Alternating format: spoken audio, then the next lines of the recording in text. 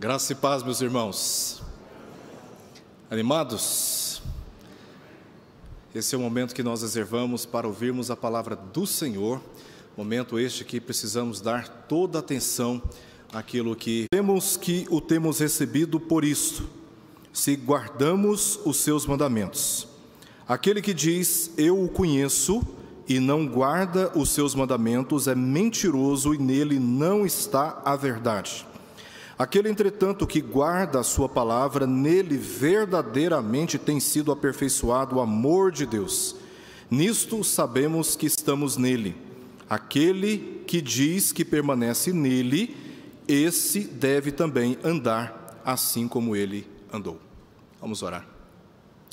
Pai, mais uma vez, buscamos ao Senhor em oração para te pedir a tua bênção e a compreensão desta passagem. Não apenas para informar a nossa mente, mas para formar o nosso caráter e o nosso testemunho diante do Senhor e diante dos homens. Por isso te pedimos a assistência do teu Espírito, em nome de Jesus. Amém. Quero começar essa mensagem contando uma história que aconteceu nos Estados Unidos alguns anos atrás, de um grupo de brasileiros que recebeu um trabalho para fazer em uma cidade próxima da cidade de Nova York. E esse grupo foi então para uma casa para fazer um trabalho lá. E a recomendação da empresa é que não deixassem ninguém entrar dentro daquela casa onde eles tinham que fazer. Esse é um trabalho que os brasileiros que vão para lá, muitos acabam se dedicando à limpeza de casas, à instalação de piso, a tantas outras, ou à construção civil. E a recomendação, portanto, foi que não permitisse que ninguém entrasse. Eles estavam trabalhando na casa, de repente um senhor entrou, sem autorização, começou a visitar os cômodos, e eles começaram a ficar preocupados, e se lembraram daquela recomendação de que não deveriam permitir que ninguém entrasse naquele ambiente de trabalho. Então um mais ousado resolveu ir até aquele senhor e questioná-lo, querendo saber o que ele estava fazendo ali, e ele tinha entrado sem autorização. Aquele senhor, calmamente e de modo muito educado, respondeu que ele estava lá dando uma olhada na casa, que ele estava interessado em saber como as coisas estavam sendo realizadas. Então o rapaz disse, olha, o senhor, como não tem autorização para ficar aqui, eu quero pedir que o senhor, então, por favor, se retire, porque nós não temos permissão para permitir que ninguém fique aqui. E aí ele insistiu que não queria sair de lá, que ele gostaria de continuar vendo o trabalho. E então o brasileiro, incomodado, resolveu perguntar quem era ele, para poder falar daquela forma. Ele falou, meu nome é Steven Spielberg, e eu sou o proprietário desse imóvel. E aí ele ficou surpreso, aquele brasileiro. Essa história aconteceu de fato.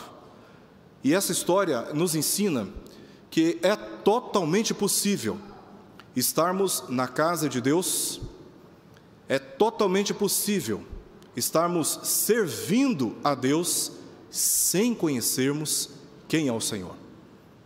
Não é difícil na nossa jornada da vida edificarmos uma religiosidade que nos impede de conhecer o Senhor. E o conhecimento de Deus, de acordo com a base bíblica, não é meramente um exercício intelectual ou especulativo. Pelo contrário, o conhecimento de Deus é uma relação pessoal e dinâmica com o próprio Deus. Em outras palavras, o conhecimento de Deus, ou conhecer a Deus, não é uma questão de processar pensamentos corretos. Não é uma questão apenas de acumular informações, mas desfrutarmos de um relacionamento íntimo e genuíno com o Senhor das nossas vidas. O capítulo 1 de 1 João, no verso 3, João disse que escreveu para a igreja, dando testemunho a respeito daquele que ele havia visto, daquele que havia palpado, inclusive, com as suas próprias mãos, que ele tinha ouvido com seus ouvidos, para que a igreja, juntamente com os apóstolos, estivesse em comunhão com o Pai e com seu Filho, Jesus Cristo. Depois, no verso 6 e no verso 7, João diz que, como resultado desta comunhão com o Pai e com seu Filho, a igreja haveria de desfrutar da comunhão uns com os outros, por causa porque Deus é luz e porque o sangue de Jesus nos purifica de todos os nossos pecados.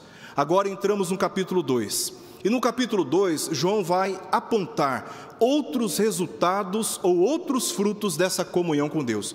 E o primeiro resultado que João mostra, ou o primeiro fruto que João indica da verdadeira comunhão com Deus, é uma vida de obediência. E não foi à toa que João fez essa exortação para a igreja, porque a obediência a Deus, mediante aquilo que está revelado nas Sagradas Escrituras, haveria de fazer um contraste, uma oposição, uma distinção dos antigos gnósticos naquele período. O gnosticismo antigo, ele recusava qualquer realidade divina. No entanto, alguns grupos, inclusive dentro da igreja, seduzidos pelo gnosticismo, começaram a dizer dentro da igreja que Deus, ele era, sim, era possível que Deus existisse, mas que não era possível provar a existência de Deus. Por isso eles começaram a desenvolver uma relação religiosa com uma divindade onde não havia fé, onde não havia relacionamento pessoal, onde não havia intimidade com o Senhor. Diante desta ameaça dentro da igreja, essa ameaça de tratar a vida cristã como uma mera experiência de acumular informações doutrinárias na cabeça, sem um relacionamento pessoal com Deus, preocupou o coração de João, que agora escreve para exortar a igreja, corrigir a igreja e orientar a igreja diante destas falácias e dessas mentiras que estavam rondando a vida da igreja e perturbando a comunhão da igreja com o Senhor também uns com os outros. E o meu objetivo aqui é o mesmo que nós encontramos na intenção de João ao trazer essa mensagem de correção e também de fortalecimento da fé da igreja, a fim de que ela não se limitasse ao interesse de conhecer a Deus apenas do ponto de vista intelectual, mas que buscasse de fato ter uma relação pessoal e de compromisso com o Senhor. E essa passagem eu estou dividindo em 4 partes. A primeira parte, no verso 3, João vai nos dizer que a obediência à palavra evidencia a verdadeira comunhão com Deus e uns com os outros. Depois ele dá 3 exemplos deste ensino. Primeiro exemplo, verso 4. Aquele que diz conhecer a Deus e não o obedece, este não conhece a Deus, porque a obediência a Deus é a prova visível, testemunhal de uma verdadeira comunhão com Ele. A terceira parte está na parte A do verso 5, onde João ilustra a verdade que ele já havia anunciado no verso 3, de que o amor de Deus é aperfeiçoado naquele que obedece a palavra. E a última parte aqui do nosso texto, a parte B do verso 5 ao verso 6, onde ele vai dizer que a obediência a Deus identifica o crente com o próprio Senhor Jesus Cristo. Vamos observar primeiramente o que diz o verso 3. O verso 3 diz assim: ora, sabemos que o temos conhecido por isto, se guardamos os seus mandamentos. Nessa parte, João está demonstrando o seu pensamento dominante de toda essa passagem que nós lemos, de que a obediência à palavra de Deus evidencia a verdadeira comunhão com Deus e uns com os outros. João estava lidando com uma igreja perturbada por falsos mestres, os quais estavam deturpando a verdade de Deus, alegando que o comportamento moral não afeta o que é espiritual, pois são totalmente irreconciliáveis. Tais ensinos seduziram alguns crentes dentro da igreja, a ponto de João dizer no verso 6 do capítulo 1, que a comunhão com Cristo não é afetada por andar nas trevas. Na verdade, não João estava dizendo isso, os crentes dentro da igreja, alguns crentes dentro da igreja estavam dizendo: olha, eu posso continuar andando nas trevas, porque a minha relação com Deus não será afetada. E João está dizendo: vocês estão enganados, porque se vocês continuarem andando nas trevas, vocês não podem desfrutar da comunhão com Deus, porque Deus é luz. Mais adiante, no verso 8, ele vai dizer, vai exortar a igreja de que exortar alguns membros da igreja que estavam pensando que não tinham pecado.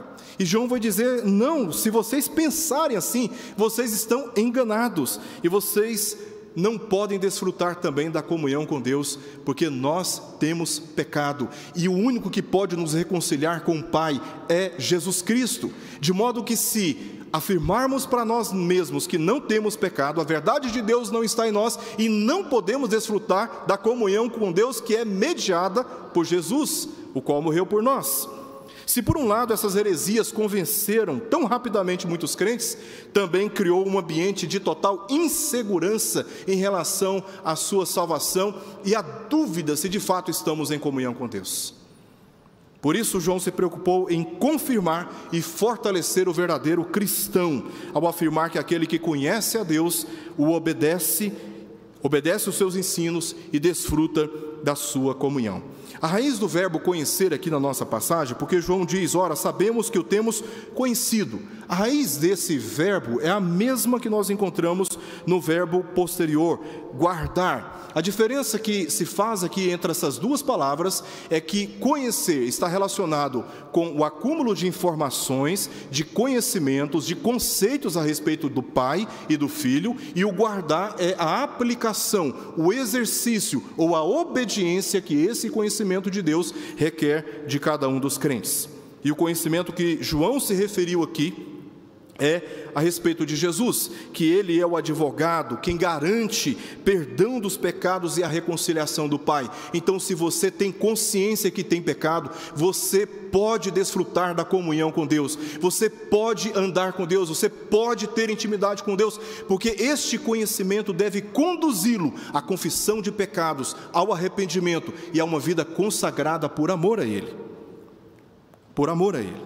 E é isso que caracteriza a vida dos verdadeiros cristãos, uma amorosa disposição para obedecer a Deus, para obedecer a sua palavra. O que João está reivindicando aqui, entre o conhecimento e a prática, é a coerência que deve estar presente na vida de todos nós. Como lemos em Tiago, capítulo 2, verso 17, a fé, se não tiver obras, por si só está morta, ou seja, a fé verdadeira capacita o crente a um claro compromisso com a verdade que lhe é ensinada, ou seja, os mandamentos ou as ordens de Jesus Cristo. Como podemos dizer que amamos a Deus e temos comunhão com Ele, se negamos a sua palavra, se negamos a andar conforme os ensinamentos do Senhor Jesus? João deixa claro que não é possível, como alguns estavam pensando que era possível continuar andando nas trevas e ao mesmo tempo proferirem com seus lábios que tinham comunhão com Deus. Alguém pode até estar dizendo neste momento, então ninguém conhece a Deus porque ninguém guarda perfeitamente os mandamentos do Senhor. João não disse que a obediência perfeita aos mandamentos de Deus é evidência de o conhecermos. Se fosse assim, ele estaria entrando em contradição com aquilo que ele já tinha dito antes, de que aquele que diz não ter pecado está enganado, está mentindo, e a verdade de Deus não está nele. Capítulo 1, verso 8. A questão é se estamos tentando e até certo ponto alcançando, conseguindo atender às instruções da palavra de Deus, porque ansiamos ardentemente estar em comunhão com Deus e também em comunhão uns com os outros. Eu creio no Evangelho, eu sei que sou pecador, não me conformo com o pecado. Aliás, o pecado, ele é sempre uma ação deliberada do homem, seja por uma decisão escolhida por ele, ou quando ele mesmo é guiado por sua natureza pecaminosa. Mas o crente verdadeiro, ele não se conforma com o pecado, e ele não tem autorização para pecar. No entanto, uma vez que ele tem consciência de que ele pecou, ele pode com confiança se achegar à presença de Deus, porque nós temos um advogado, Jesus Cristo, que intercede por nós, e é Ele quem nos purifica de todos os nossos pecados. De todos os nossos pecados. Nenhum de nós é perfeito, nenhum de nós é capaz de atender perfeitamente os mandamentos do Senhor. No entanto, nós nos esforçamos, nós não nos conformamos com o pecado, nós queremos andar em retidão, em integridade, porque nós sabemos, pelo testemunho da palavra, que é somente por meio de Jesus Cristo, confessando os nossos pecados, nos arrependendo deles, que nós vamos desfrutar da verdadeira comunhão com Deus, e como resultado disso, assim como João já disse, teremos comunhão uns com os outros, interesse de estarmos juntos, celebrando o nome do Senhor, sendo edificados pela palavra de Deus juntos, porque o amor de Deus é demonstrado na comunhão que temos uns com os outros. A partir desse momento, João conta ou faz menção de 3 princípios que ilustram essa verdade central. Verso 4, João diz o seguinte: aquele que diz, eu o conheço, e não guarda os seus mandamentos, é mentiroso, e nele não está a verdade. O que João está querendo dizer para nós é que aquele que diz conhecer a Deus, mas ao mesmo tempo não tem interesse em andar em conformidade com aquilo que está sendo instruído. Você imagina uma pessoa doente, reconhecendo a sua própria enfermidade, vai até o médico dá todas as instruções para ele, ele volta para casa e fala: eu não vou seguir essas orientações não. Ele vai continuar doente, a menos que ele siga as instruções do médico. E as instruções que o crente tem para a cura da sua relação, para a reconciliação da sua vida com Deus, está na palavra do Senhor. Então não é possível dizer que nós temos comunhão com Deus, que nós conhecemos a Deus e ao mesmo tempo nós negamos obedecer a sua palavra. Esse, segundo João, na prática não conhece a Deus. Quantos e quantos conhecem a Deus, conhecem as doutrinas do Senhor, há muitos e muitos anos, ouvindo a palavra, pregações, sermões, palestras, conferências, livros, cursos e cursos. Os anos estão passando, e embora com a cabeça tão cheia de informações doutrinárias, continua andando da mesma forma. É o que eu chamo de ateísmo prático. Eu sei que existe a possibilidade de existir Deus, mas no fundo, eu não acredito que Ele exista. E por isso eu vivo a vida como eu quero.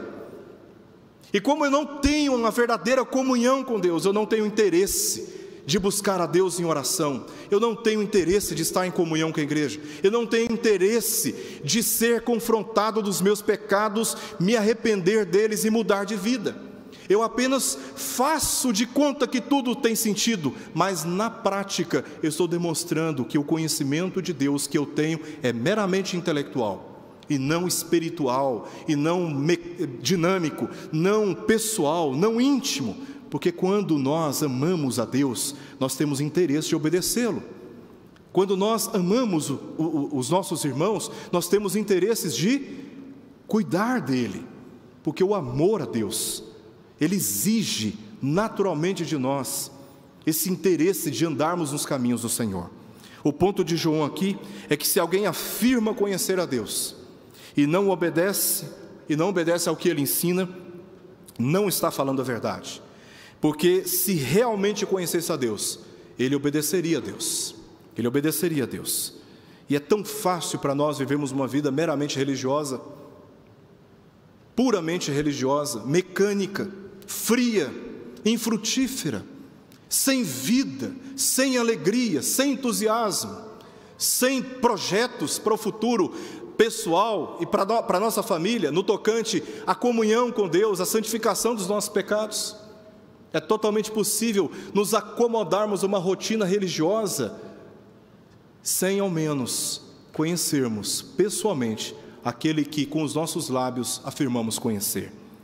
João já havia dito, destacado no capítulo 1, verso 6, se dissermos, se proferirmos, se testemunharmos, se com as nossas palavras falarmos que temos comunhão com Ele e andarmos, praticarmos, vivenciarmos, dermos testemunho com a nossa própria vida de que estamos nas trevas, mentimos e não praticamos a verdade. João já tinha dito isso no verso 6 do capítulo 1. A obediência simples e amorosa é um resultado natural da comunhão com Deus. Sabemos que temos um advogado junto ao Pai, o qual intercede por nós, por causa dos nossos pecados. E por isso somos chamados à reconciliação por meio da confissão. Segunda ilustração que João nos dá está no verso 5, parte A. Ele disse: aquele, entretanto, que guarda a sua palavra, nele verdadeiramente tem sido aperfeiçoado o amor de Deus. Notemos que este amor aqui não se refere ao nosso amor por Deus, mas ao amor de Deus por nós.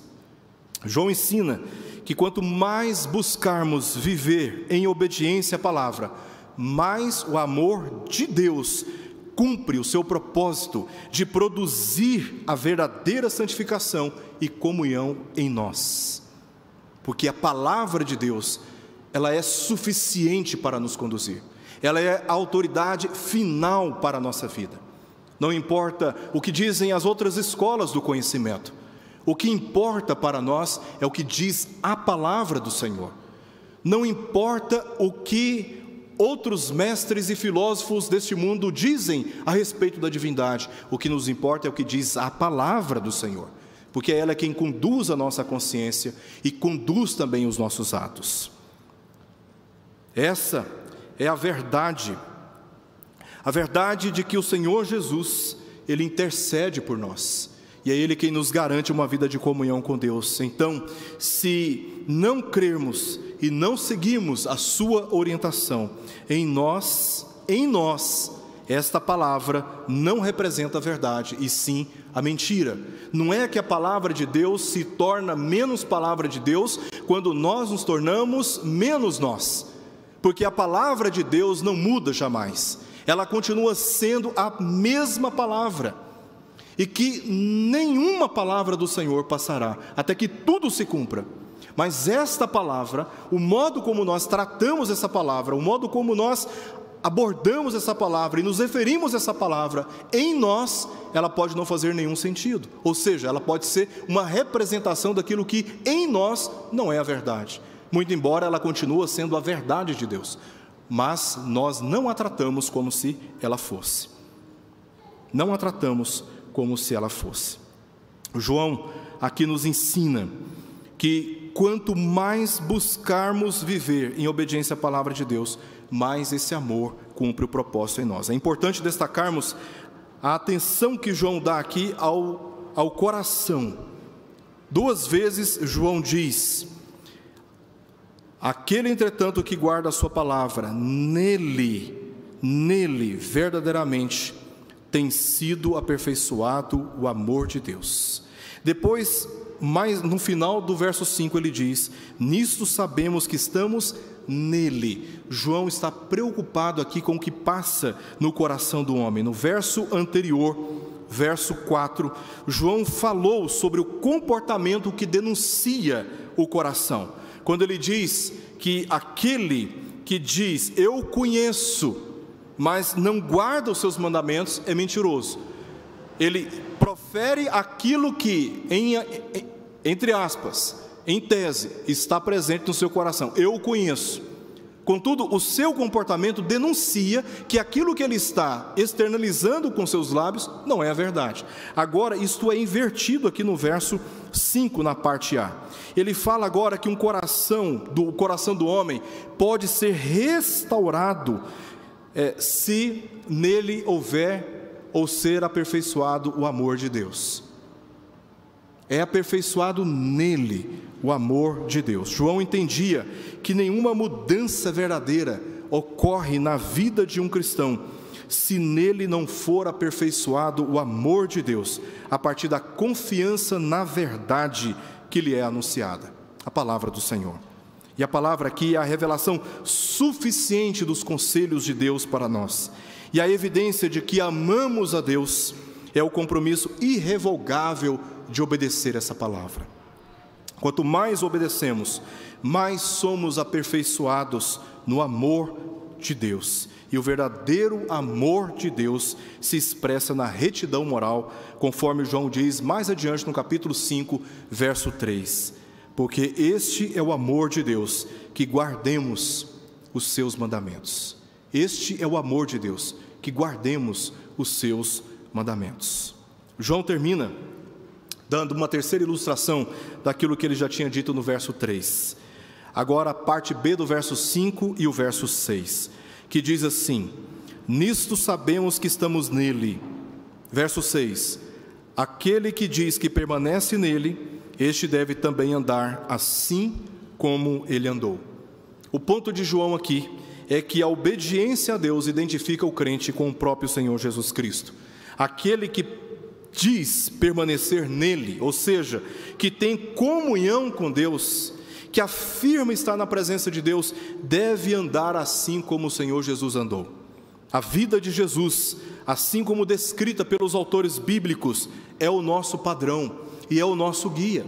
Se queremos saber como ser bons esposos, boas esposas, temos que olhar para Cristo e o modo como a igreja está relacionada com Ele. E o poder espiritual evidente na vida de Jesus fluía de uma vida fiel, regular, disciplinada de comunhão e de obediência ao Pai. Os apóstolos deixaram claro que a vida terrena de Jesus é um exemplo autoritativo e final para todos nós. O apóstolo Paulo disse na sua epístola aos Filipenses essas palavras, capítulo 2, versos 5 a 8: tende em vós o mesmo sentimento que também houve em Cristo Jesus, pois ele, subsistindo em forma de Deus, não julgou como usurpação o ser igual a Deus. Antes a si mesmo se esvaziou, assumindo a forma de servo, tornando-se em semelhança de homens e reconhecido em figura humana. A si mesmo se humilhou, tornando-se obediente até a morte e morte de cruz. O apóstolo João, no seu Evangelho, capítulo 13, verso 15, disse: porquanto para isto mesmo fostes chamados, pois que também Cristo sofreu em vosso lugar, deixando-vos exemplo para seguirdes os vossos passos. O apóstolo Pedro insistiu na sua epístola, capítulo 2, verso 21, porquanto para isto mesmo fostes chamados, pois que também Cristo sofreu em vosso lugar, deixando-vos exemplo para seguirdes os seus passos. O ponto aqui é que aquele que conhece a Deus cada vez mais se esforça a favor de uma vida justa, porque, como João já tinha dito no primeiro verso do capítulo 2, Jesus é justo. Então ele se identifica com Jesus. O advogado, o justo, e o crente aqui anda em justiça, assim como Jesus andou. O famoso e já falecido pastor e teólogo anglicano John Stott disse que não podemos pretender permanecer nele a menos que nos comportemos como ele. Este esforço não tem eficácia alguma para a nossa salvação. Nós não nos esforçamos para vivermos uma vida de obediência em busca de salvação, ou em busca da segurança da salvação. Contudo, este esforço, ele é totalmente eficaz para a nossa santificação do pecado, porque já fomos salvos, e também para o fortalecimento da nossa comunhão cristã, porque se nós não obedecermos a Deus, segundo a palavra de Deus nos instrui, não podemos desfrutar da comunhão com Ele. Isso não significa que não cometeremos pecado, mas que andaremos sempre na direção do arrependimento e da obediência ao que ensina a palavra de Deus. E é isso que caracteriza cristãos verdadeiros. Eles não são pessoas conformadas em viver uma vida apenas de conhecimento. Eles estão em busca de um relacionamento pessoal e íntimo com Deus, a partir daquilo que da palavra do Senhor lhes é ensinado. Eu quero terminar fazendo algumas considerações aqui para todos nós. As argumentações de João nesta passagem, aliás, em todos os seus escritos, expõem a verdadeira realidade dos homens na presença de Deus. Os que creem e os que não creem, os que amam a Deus e os que amam o mundo, os que seguem a verdade e os que seguem a mentira, os que obedecem e os que vivem em desobediência, os que têm prazer na comunhão com a igreja e os que a evitam, como luz que não tem comunhão com as trevas, assim como ele disse no capítulo 1. João não fez rodeios ou negociou a sua mensagem, porque estava ciente dos sérios danos para a vida da igreja se a sua mensagem tivesse qualquer contorno de dúvida e de incerteza para a vida da igreja. Por essa razão, antes de tudo, ele destacou a santidade de Deus no verso 5 do capítulo 1, e depois, mais adiante, Jesus como nosso advogado, tanto para justificar pecadores arrependidos, quanto para reivindicar punição aos que persistem no erro. E diante do que ouvimos da palavra, apelo para que aqueles que não conheciam a Deus, mas que agora conhecem a Deus, que deixem as filosofias deste mundo e confiem no testemunho da palavra de Deus. Quem sabe você está aqui agora me ouvindo, ou melhor, ouvindo a palavra de Deus. O apelo que eu faço a você é que você abandone qualquer curso de vida que está te afastando da comunhão com o Senhor. Você que deseja ter um relacionamento pessoal com Ele, reconheça que você está andando por caminhos que não são os caminhos do Senhor. Abandone tudo aquilo que fora da palavra de Deus tem tentado conduzir a sua consciência, e confie no testemunho das Sagradas Escrituras, porque elas são as palavras de vida eterna. Reconheçam as suas imperfeições no pecado, aqui mesmo, e clamem por perdão. O perdão que Jesus Cristo conquistou pelo seu sacrifício na cruz, e desfrute a partir deste momento da vida eterna na comunhão com Deus. Em 1 João 1,9 nós lemos que se confessarmos os nossos pecados, Ele é fiel e justo para nos perdoar os pecados e nos purificar de toda injustiça. Pela confiança neste perdão, falo diretamente com você nessa noite, abandone qualquer estilo de vida que não seja aquele que se confirma pela obediência à palavra de Deus, pois esta é a vontade de Deus para a sua vida. Te convido a orar neste momento, entregando os seus cuidados do Senhor, e também ao batismo. E depois deste culto nós queremos conversar com você, queremos te orientar e andar com você neste caminho. Quanto aos demais que já conhecem a Deus, lembrem-se que não há meio termo na vida cristã entre professarmos a nossa fé e continuarmos vivendo como se ela apenas fosse um exercício intelectual, uma tradição religiosa ou um mero ato litúrgico e externo. Deus requer de nós lealdade aos seus conselhos, tanto diante dos homens com obediência, como diante dele por amor, na família, como pais, mães, filhos, irmãos, nos nossos negócios, nos nossos compromissos profissionais, honrando cada um dos nossos compromissos em respeito às leis, no respeito às nossas autoridades civis e religiosas, no namoro e no noivado, preservando-nos de impurezas sexuais antes do casamento, que enfraquecem a nossa comunhão pela desobediência à palavra do Senhor, desonrando inclusive o próprio Senhor, na reconciliação de relacionamentos quebrados, buscando perdão e oferecendo perdão àqueles que estão arrependidos, na recusa de más amizades e de ambientes nocivos à consciência cristã e à nossa pureza, acima de tudo, resistindo às tentações do pecado, fugindo do mau testemunho e se apegando à palavra fiel, à palavra de Deus, como alimento diário, não apenas para acumular conhecimento, mas para saber como lidarmos com cada dúvida e necessidade nessa vida.